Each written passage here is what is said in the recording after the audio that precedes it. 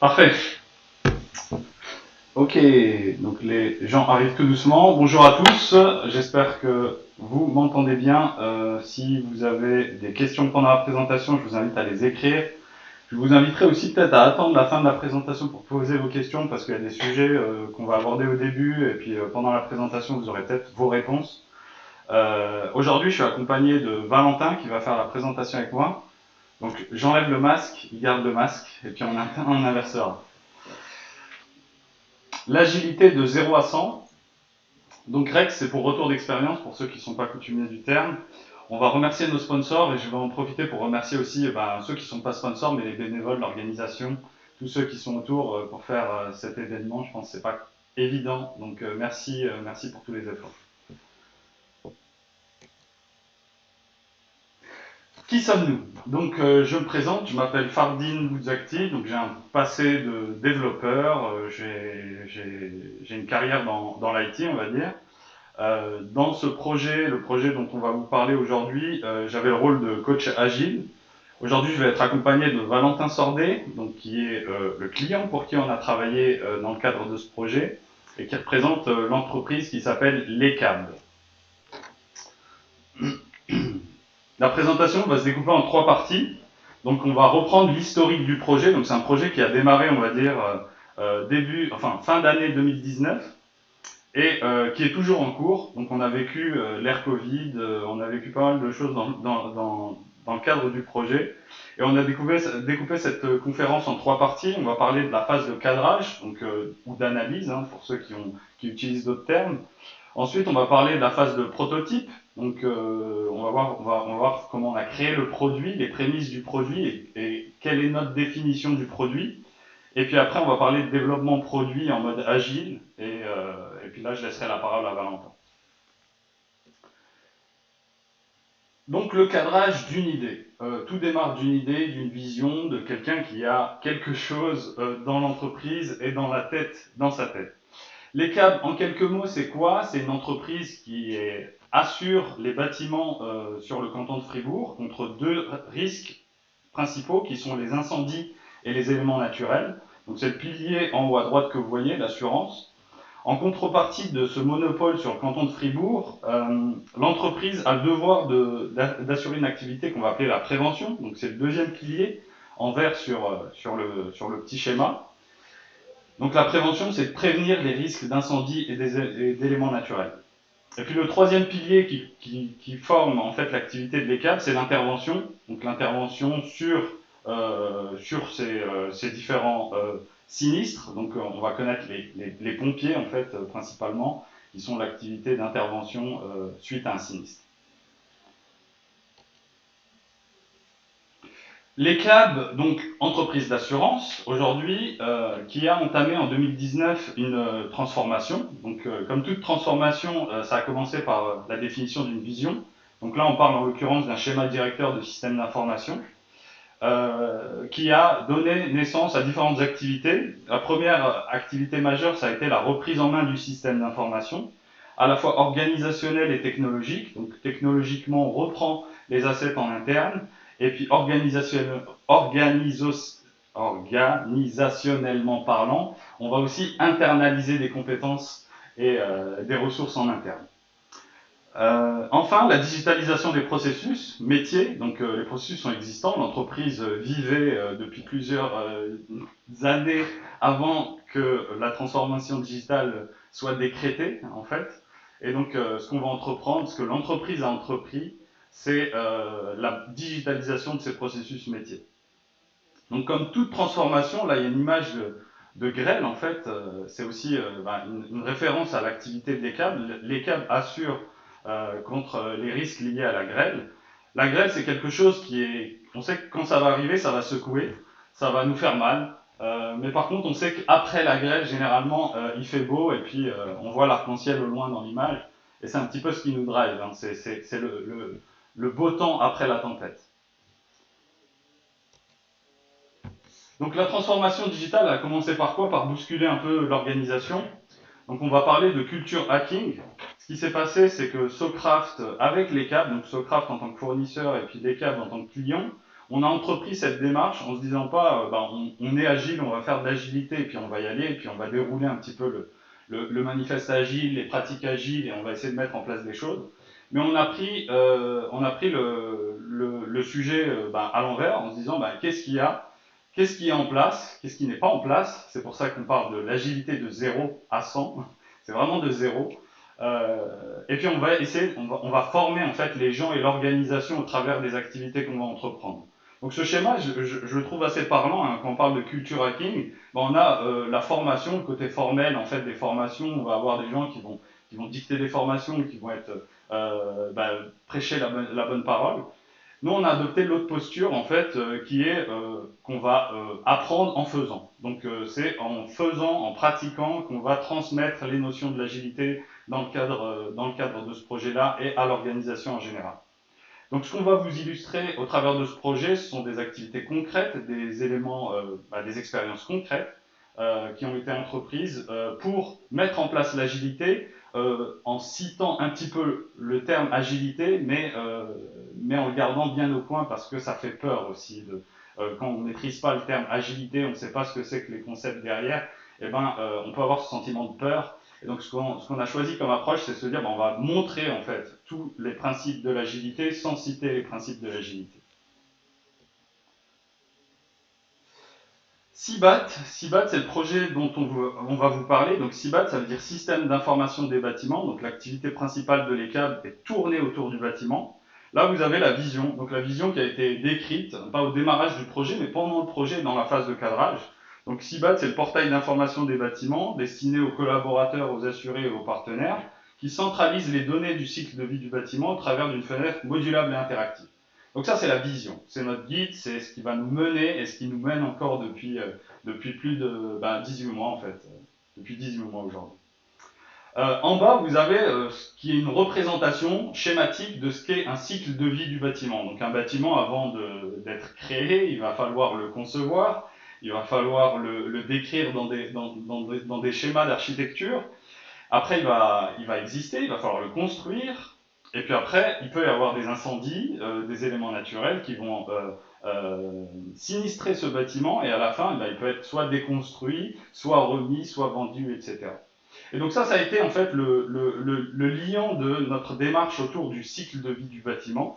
Ça a été de se placer, en fait, de mettre pas le client au centre, mais le bâtiment au centre, et de se poser la question de quels sont les processus qui tournent autour de ce bâtiment.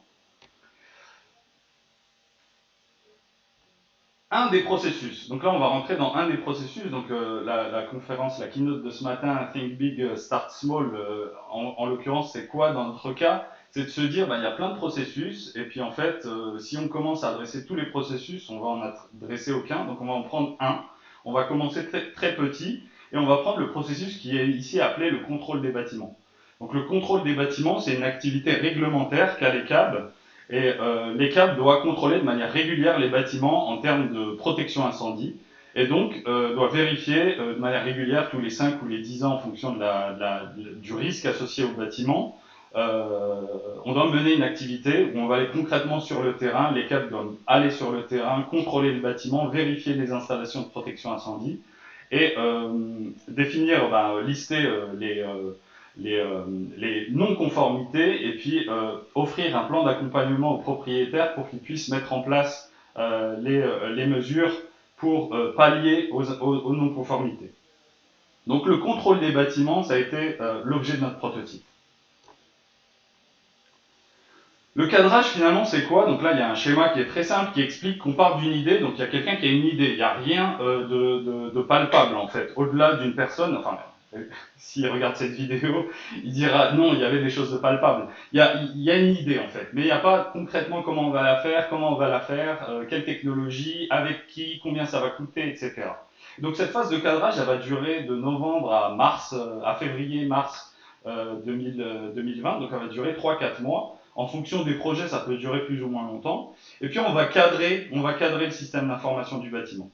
En parallèle de ça, on avait une opportunité en fait, qui était que le contrôle des bâtiments était un nouveau processus métier. Donc quelque chose qui n'était pas du tout présent, même pas du tout digital, c'est une nouvelle réglementation que l'ECAB a dû mettre en œuvre à l'époque où on a démarré le projet. Donc on s'est dit finalement, bah, un nouveau processus, c'est une bonne opportunité, allons sur ce nouveau processus, essayons de voir comment on va pouvoir le digitaliser. Déjà donc le définir et puis après le digitaliser. Cette phase-là, elle va donner un résultat qui est le dossier bleu que vous voyez. Donc ça, c'est le dossier de cadrage. Donc c'est schématique, hein, mais dans le dossier de cadrage, on verra qu'il y a différents assets qui vont nous permettre de définir si oui ou non on peut aller plus loin dans la démarche. Alors, si oui ou non, ça dépend des personnes qui vont le lire, donc à la fois techniquement, à la fois d'un point de vue budgétaire et planning, à la fois d'un point de vue métier et fonctionnalité. En fait, on va avoir tous les éléments qui vont nous permettre de définir si on peut aller plus loin dans la réalisation du produit. Et puis après, on est dans cette phase prototype et développement, mais tout ça, je rentrerai, enfin, Valentin rentrera plus en détail après. Donc le cadrage d'une idée, ça va donner naissance à ce dossier d'architecture, hein, donc c'est un élément barbare, hein, c'est comme ça qu'on l'appelle nous chez nous, qui va avoir trois chapitres majeurs. La dimension produit, c'est pourquoi on le fait, qu'est-ce qu'on va faire, quelles sont les fonctionnalités, qui sont nos utilisateurs, de quoi vont-ils avoir besoin. Il y a une deuxième dimension qui est la technologie. Donc, est-ce qu'on va acheter un produit? Est-ce qu'on va le construire? Quels sont les systèmes avec lesquels on va s'intégrer? Qu'est-ce que technologiquement va devoir impliquer ce produit? Et puis la dernière partie, hein, qui est celle qui nous intéresse aujourd'hui, c'est la méthodologie. Comment on va le faire? Quand? Avec qui? Quelle équipe? Quelles compétences? Combien ça va nous coûter? Etc.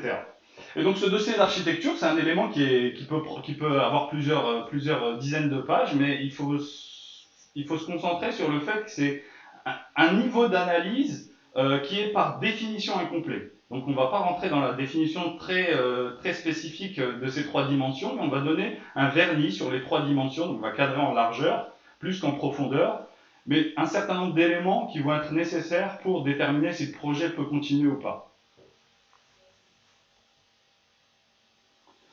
Et donc, à l'issue de ce cadrage, on met en place une méthode. Donc là, la méthode telle qu'on l'a décrit chez nous, c'est ce qu'on appelle la Digital Factory. Donc la Digital Factory, une des définitions, enfin en tout cas la nôtre, c'est quoi? C'est des idées et des compétences, des méthodes et des outils. On va assembler une équipe, donc des personnes de différents horizons, multidisciplinaires bien évidemment, qui va créer un à des produits, parce qu'on ne construit pas une factory juste pour un produit, on construit une factory pour plusieurs produits, et qui va par définition accélérer la transformation de l'entreprise parce qu'on va être un petit peu le moteur de l'entreprise. Donc là, on est arrivé de novembre 2019 à mars 2020. Donc en mars 2020, tout le monde a la notion Covid. Nous, c'est la naissance du prototype. Le prototype, c'est quoi? C'est une preuve de concept et on verra, on va voir tout de suite quelle est la définition et qu'est-ce qui fait la particularité du prototype sur ce produit, sur ce projet-là.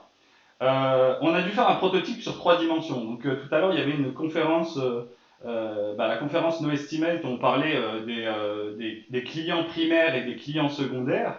Bah, nous, on a plusieurs des clients secondaires. Les clients primaires, c'est la dimension produit en fait. Donc c'est quelles sont les fonctionnalités qu'on attend, comment on va décrire ce processus qui est le contrôle des bâtiments, comment on va l'outiller et comment on va répondre aux besoins des utilisateurs qui sont les contrôleurs qui vont sur le terrain. La difficulté sur ce projet-là, c'est qu'on a dû faire un prototype sur 3 dimensions. Donc la dimension produit, la dimension technologique, parce qu'on partait de quasiment rien, et donc il fallait savoir est-ce qu'il y a un outil sur le marché qui permet de faire exactement ou en grande partie ce dont on a besoin.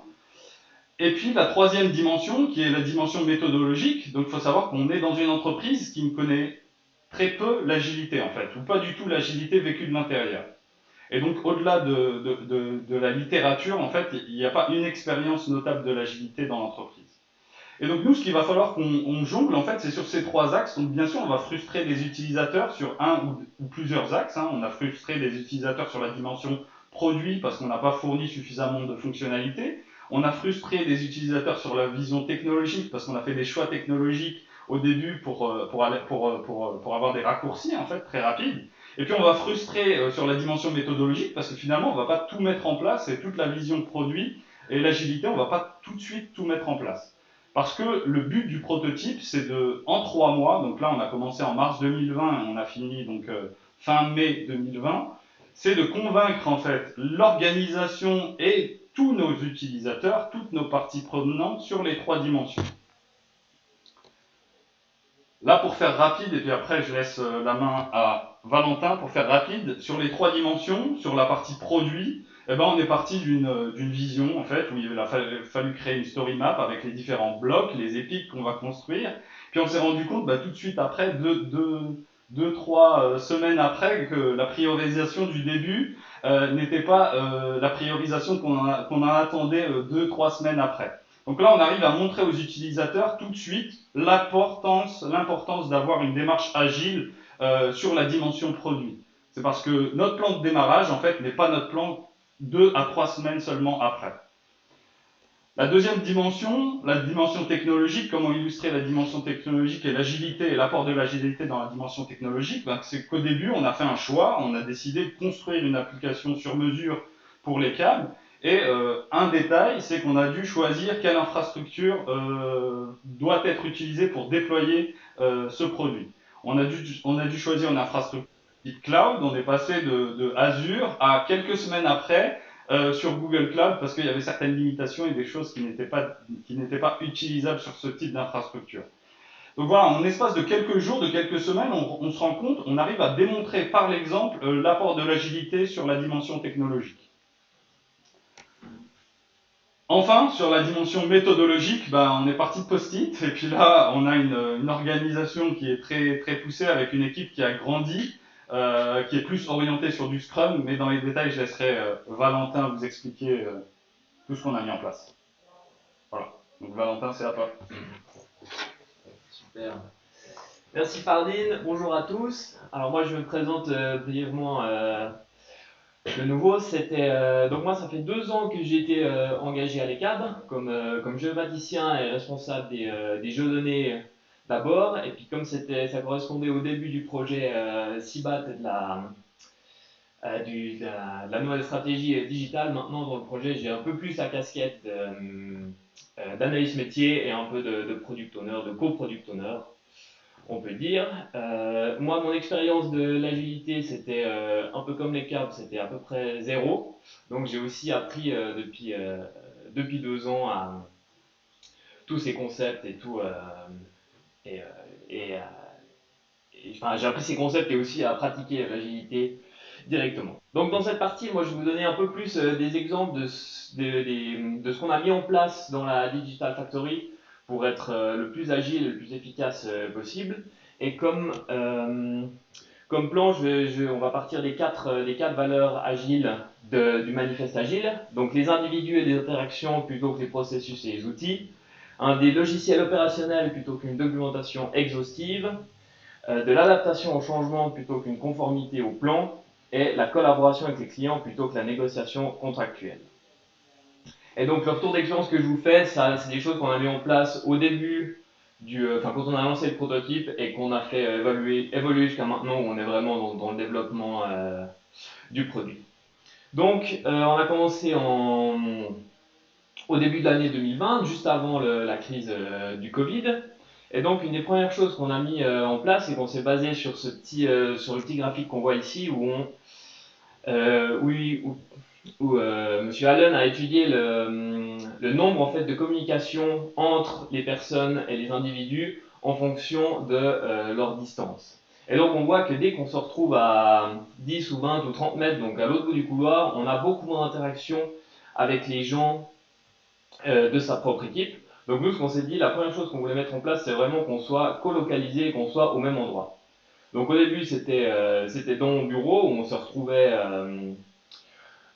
tous les jours, donc c'était vraiment en présentiel tout le temps. Par la suite, on a eu droit à une salle un peu plus grande mise à disposition par les câbles. Et donc le but, c'était vraiment qu'on soit au même endroit pour travailler, le fournisseur et les clients. Donc vraiment toute la factory au même endroit.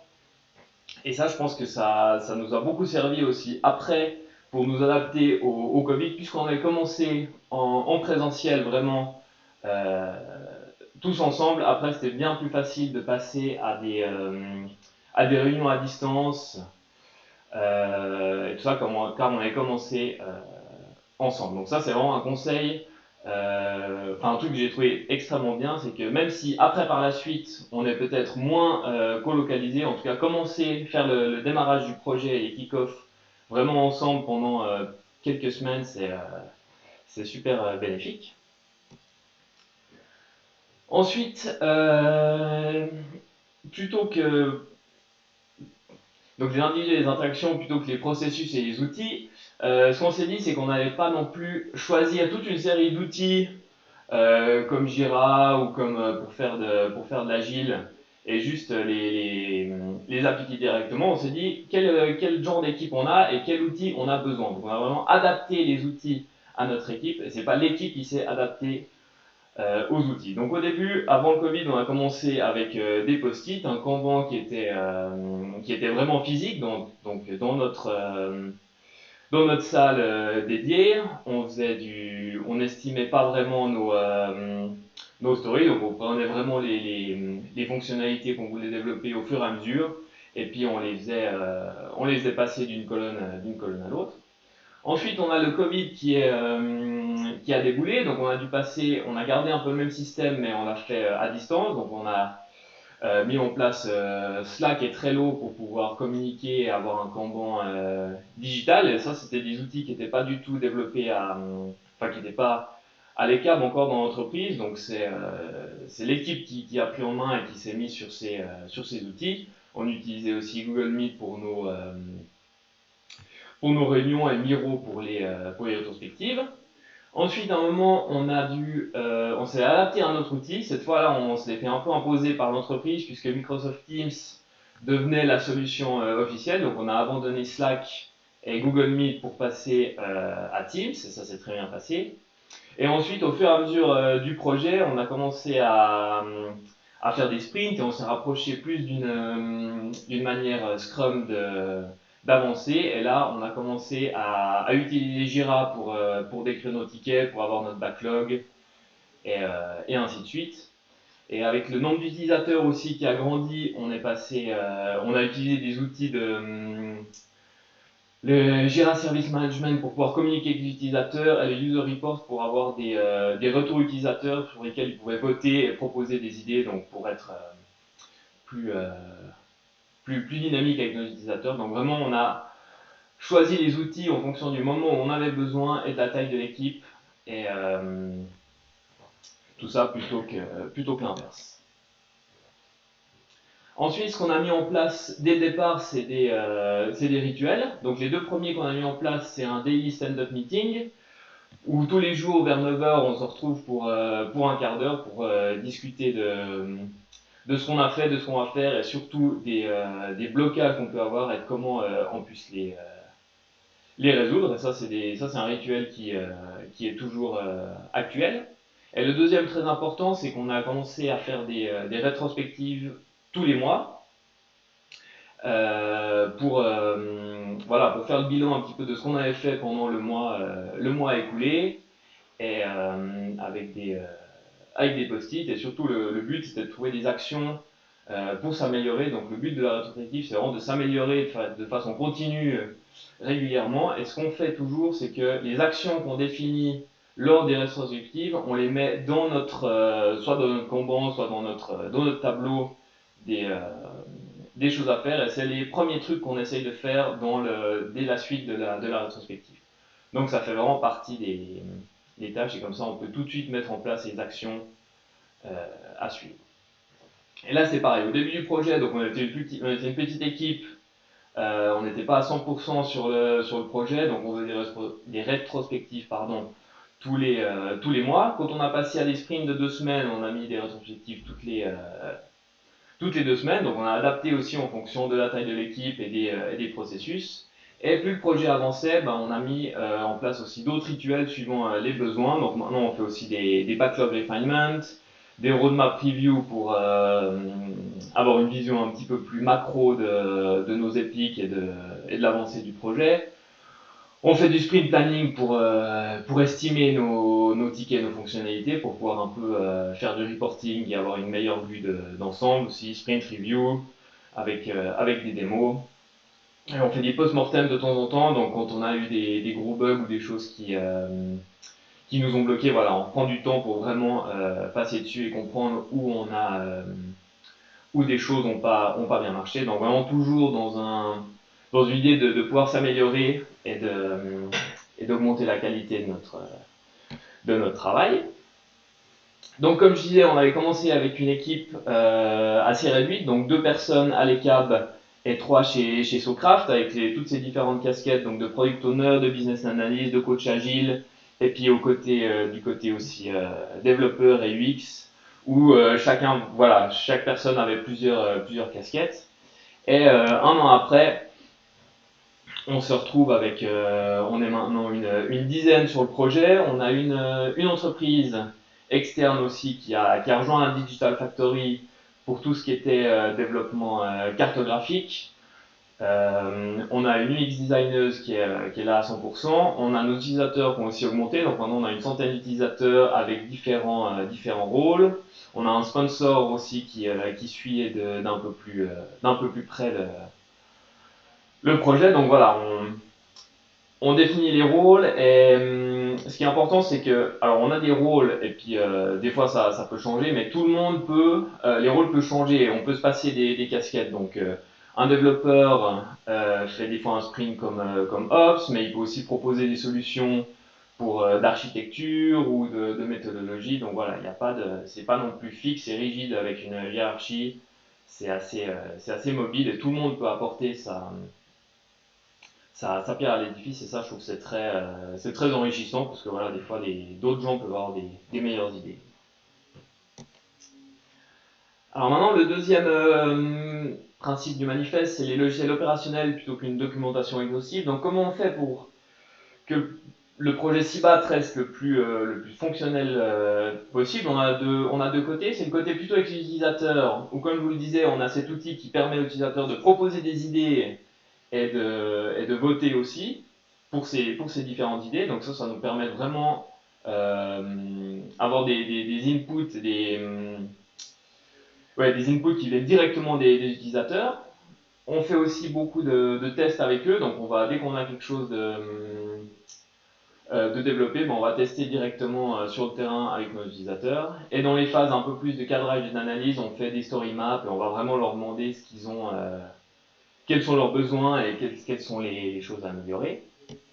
Et du côté plus de l'équipe, donc on a un système de cartes avec toutes nos fonctionnalités qu'on développe sont des user stories qui commencent toutes par en tant que et le type d'utilisateur. Donc comme ça, même soit quand on définit les besoins ou quand un développeur les développe ou qu'on les teste, on a vraiment toujours en tête le besoin et on se met à la place des utilisateurs. Et aussi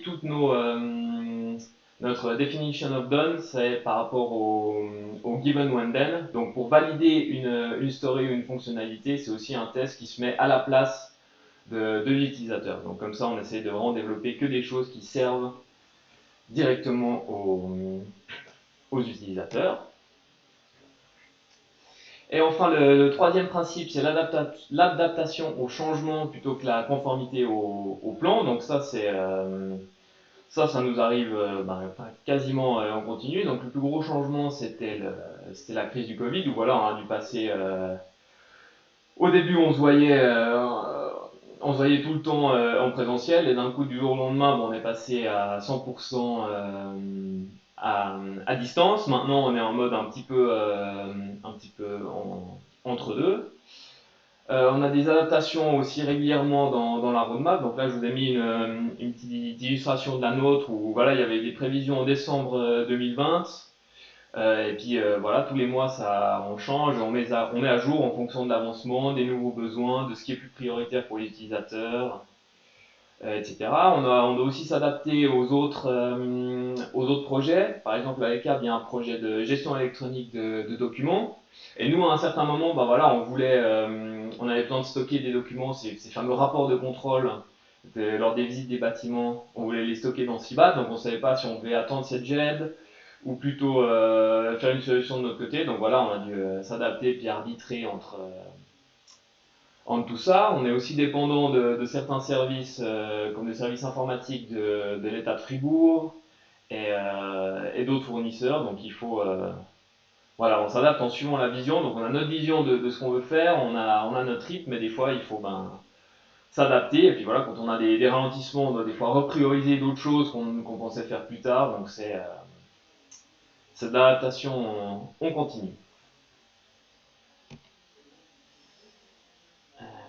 Voilà, donc pour résumer, moi, comme je vous le disais, je suis parti vraiment de zéro d'agilité et maintenant, après un an et demi de projet, je suis un peu plus au clair. Donc les points positifs que je peux en retirer, c'est que déjà, c'est une manière de travailler très humaine parce qu'on est tout le temps en contact avec les gens, rien que de les voir tous les matins et de discuter, bah voilà, c'est humain, on est vraiment en contact avec des gens, c'est pas que des emails ou que des messages. Ensuite, on a pas mal de flexibilité, donc voilà, on peut augmenter l'équipe, changer de casquette, reprioriser des choses, et comme on n'a pas un plan qui est figé, qui est fixe pour les 6 prochains mois, bah, quand on a des demandes d'utilisateurs ou des problèmes, eh ben, on peut s'adapter régulièrement. Ensuite, on a pas mal on gagne un peu en fiabilité puisque comme on développe aussi par petits incréments, ben, si quelque chose marche pas, on peut le tester après 1 ou 2 semaines et donc tout de suite se dire, bah non, ça marche pas. Et si on s'est trompé ou que ça marche pas, ben, finalement on a perdu que quelques jours ou voire 1 ou 2 semaines de travail.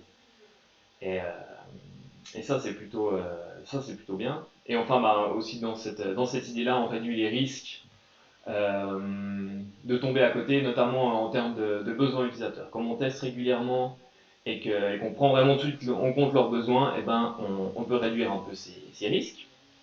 Et puis alors au début j'avais appelé ça point négatif, mais c'est pas forcément négatif. C'est vrai que j'ai transformé en plutôt point un peu délicat que voilà, l'équipe de Socrate et Fardin avait essayé de nous transmettre pendant la phase un peu d'analyse. Moi, j'avais pas imaginé ça autant. C'est que ça demande beaucoup d'engagement côté du client, cette agilité, parce que voilà, il faut décrire tous les besoins et on peut pas se dire voilà, pendant 2 semaines, on décrit toutes les fonctionnalités et puis après, on est tranquille pendant 2 mois. C'est tout le temps avec les rituels pour l'amélioration, tout ça. Donc ça, c'est quelque chose à prendre en compte. Et l'autre point, c'est qu'il faut tout le temps anticiper, parce que comme on fait maintenant, on est sur des sprints de 2 semaines. Donc voilà, pendant qu'on est dans un sprint et que les développeurs développent, et ben côté client UX et métier, ben, il faut déjà planifier. Il faudrait même que le prochain sprint soit quasiment planifié et puis penser déjà au suivant. Et c'est tout le temps un éternel recommencement d'anticipation. Et c'est vrai que ça c'est assez prenant. C'est super intéressant et c'est bien parce que ça amène tous les points positifs en dessus de flexibilité, de réduction des risques et tout ça. Mais c'est quelque chose que je n'avais pas forcément anticipé. Maintenant, j'anticipe. Et voilà, donc si vous avez bien suivi, vous avez vu que j'ai parlé que de 4 principes et je vais laisser Fardine donner un peu son retour d'expérience sur le dernier principe qui nous servira aussi de conclusion. Oui, merci Valentin. Donc le dernier principe En fait, il fallait faire un choix en 35 minutes de présentation, on ne pouvait pas aborder tous les sujets. Et le dernier principe, la collaboration, plutôt que la négociation contractuelle. Donc beaucoup de gens qui disent que l'agilité, la transformation, c'est un voyage. Et donc dans tout voyage, il faut définir la vision, mais il faut déjà partir par se faire confiance en fait. Donc nous, on a mis en place en fait l'agilité dans la contractualisation au niveau du projet même, dans les choses qui sont très concrètes. Donc là, on a mis un certain mot-clé, mais le pay as you go, donc en fait, on ne va pas être dans un projet au forfait, on va se faire confiance et puis on va suivre un certain nombre d'indicateurs de manière régulière. On va faire du self-service, c'est-à-dire que l'ECAB va prendre les compétences dont on a besoin au moment où on en a besoin et rien de plus. La contractualisation agile, ça veut dire qu'aujourd'hui, depuis presque 18 mois sur le projet, eh ben, on n'a pas de contrat, concrètement. Donc on se fait confiance, et puis dans la mesure où on fait du travail correct, eh ben, a priori, ça devrait pas poser de problème. On est transparent, donc il a évoqué les post-mortem par exemple. On est transparent dans les erreurs qu'on va effectuer ou dans les choix qu'on va faire à des moments donnés. Donc la GED, est-ce qu'on attend la GED, est-ce qu'on fait quelque chose, plutôt une solution quick win en attendant que Et puis finalement, c'est la confiance en fait. C'est la confiance qui va driver un petit peu ce projet-là. Et puis ma vision et du coup notre vision de l'agilité dans le cadre de CIBAT, c'est que la confiance doit être au centre de la démarche. Voilà, donc je crois qu'on arrive aux 35 minutes de la présentation. On a laissé du temps pour les questions volontairement parce que je pense qu'il y a différents sujets, beaucoup de sujets, et là on peut prendre des questions volontiers maintenant.